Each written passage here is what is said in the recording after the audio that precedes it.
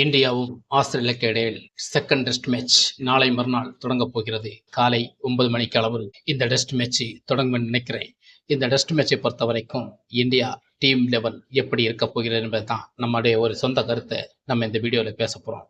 வாங்க வீடியோக்கு சட்டம் ஒழுங்கு சரியில்லாமல் இந்தியாவுக்கு சாவை கிடையாது என்ற இந்தியாவின் வரலாறு. வணக்கம். சிபிஎம் தமிழ் மீடியா உங்களை சந்திப்பதில் மிக்க மகிழ்ச்சி. நம்ம சேனல் பார்க்கும் அனைத்து ரசிக பெருமக்களுக்கும் மனமார்ந்த நன்றியை தெரிவித்துக் கொள்கிறேன். இந்த வீடியோ பார்க்கும் நீங்கள் மறக்காம நம்ம சேனலுக்கு சப்ஸ்கிரைப், லைக் பண்ணுங்க, ஷேர் பண்ணுங்க. ஏன்னா நம்ம போடுற வீடியோ உங்களுக்கு கிடைக்குமானா பெல் பட்டனை கிளிக் பண்ணுவீங்க. அப்பதான் நம்ம போடுற வீடியோ உங்களுக்கு கிடைக்கும். அடிதைடு டெஸ்டை பொறுத்த வரைக்கும் ரெண்டாவது செகண்ட் டெஸ்ட் மேட்ச். இது இந்தியாவும் ஆஸ்திரேலியாவும் கொலப்பசியோட இருப்பாங்க. ஏன்னா இந்த மேட்ச் அப்படித்தான் இருக்க போகிறது. ஃபர்ஸ்ட் மேட்சை ஆஸ்திரேலியா தோத்ததுனால நிச்சயமாக இந்தியாவை பழிக்கு பழி வாங்கணும்னு ஒரு முடிவோடு தான் இருப்பாங்க. அப்படி இருக்கும்போது ஆஸ்திரேலியா டீம் எப்படி இருக்க போகிறது நமக்கு அதை பத்தி பார்க்க வேண்டிய கவலை இல்லை. எப்படி வேணும்னு இருந்துட்டு, ஆனா இந்திய டீம் லெவல் எப்படி இருக்கணும் அப்படின்னு உள்ள வீடியோ தான் நான் உங்களுக்கு சொல்ல போகிறேன். இந்தியாவோட டீம் லெவல் எப்படி இருக்க போகிறது என்ற காரணத்தை சொல்றேன்னா, ரோஹித் சர்மா செகண்ட் டெஸ்ட் மேட்ச்ல இணைய போகிறார். அதனால இந்திய டீம் லெவன் சின்ன ஒரு மாற்றம் இருக்குமா இருக்காதா, மாற்றம் இருந்தா நல்லா இருக்குமா, அல்லது அதே டீம் அப்படியே விளையாடணுமா அப்படின்னு கருத்து கணிப்பு நீங்க கேட்டா, வெற்றி பெற்ற டீம் அப்படியே விளையாடணும் தான் மக்களுடைய கருத்தாக இருக்கும். அப்படித்தான் இருக்க வேண்டும். ஏன்னா பும்ரா ஒரு கேப்டன்ஷிப் எடுத்து அழகான ஒரு வெற்றியை பதிவு செய்து கொடுத்திருக்கிறார். இந்த பிரஷர் நிச்சயமாக ரோஹித் சர்மா கேப்டனாக இருக்கிற ரோஹித் சர்மாக்கு கண்டிப்பாகவே இருக்கும். இந்த பிரஷரோட அவர் எப்படி ஏம் பண்ண போகிறார். அது மட்டுமல்ல, குறைந்த 10-11 டெஸ்ட்ல வெறும் 50 ரன் தான் அடிச்சிருக்கான்னு, ஒரே 50 மட்டும் தான் போட்டிருக்கான்னு நினைக்கிறேன். அந்த அளவுக்கு இருக்கிற ரோஹித் சர்மா ஒரு ஃப்ரெஷரோட இதை எப்படி ஏம் பண்ண போகிறார், அவருடைய கேப்டன்ஷிப் எப்படி இருக்க போகிறது, அவருடைய ஓப்பனிங் எப்படி வரப்போகிறது, அந்த ஓப்பனிங்கை அவர் விட்டு கொடுப்பாரா அப்படின்னு உள்ள ஒரு சூழல்கள் சந்தேகங்கள் இழைக்கிறது.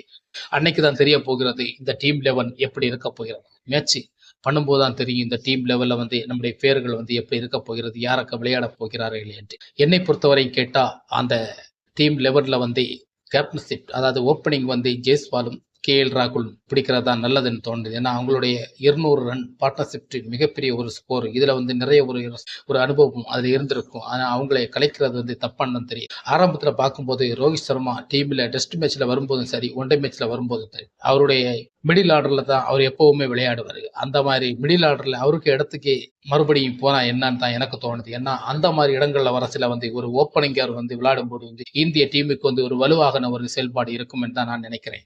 அந்த அளவு இருக்கும்போது தான் டீம் இன்னொரு இது இருக்கும் அப்படின்னு எனக்கு ஒரு அபிப்பிராயத்தை நான் உங்களுக்கு சொல்றேன். அப்படி விளையாடினா ஒருவேளை இந்தியா இந்த மேட்சை ஒரு சராசரியாக ரொம்ப நல்லதாக வின் பண்ணலாம் என்று என்னுடைய கருத்து.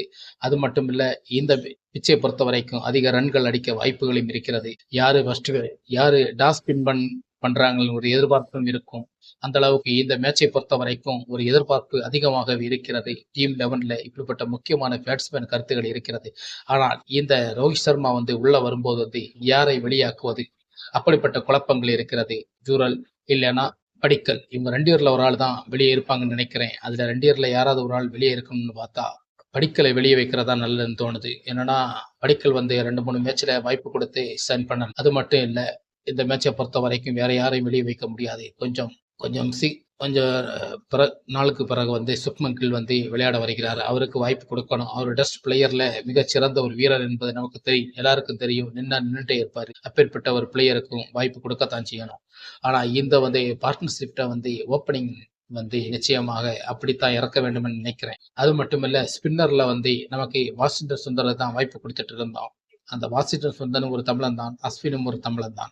அதனால வாஷிங்டன் சுந்தரன் ரன்கள் நல்ல விதமாக அடிக்கிறார். ஆனா பவுலிங் அந்த அளவு வெளிநாட்டு பிச்சுகள்ல நம்ம தமிழ்நாடுல சொவிக்கவில்லை, அப்படிதான் சொல்ல முடியும். இந்த இடத்துல நமக்கு சீனியர் பிளேயரான அஸ்வினிக்கோ இல்லது சடேஜா, அஸ்வினிக்கு தான் முக்கியமா ஒரு வாய்ப்பு கொடுத்தா என்னன்னு தான் என்னுடைய பிளான்.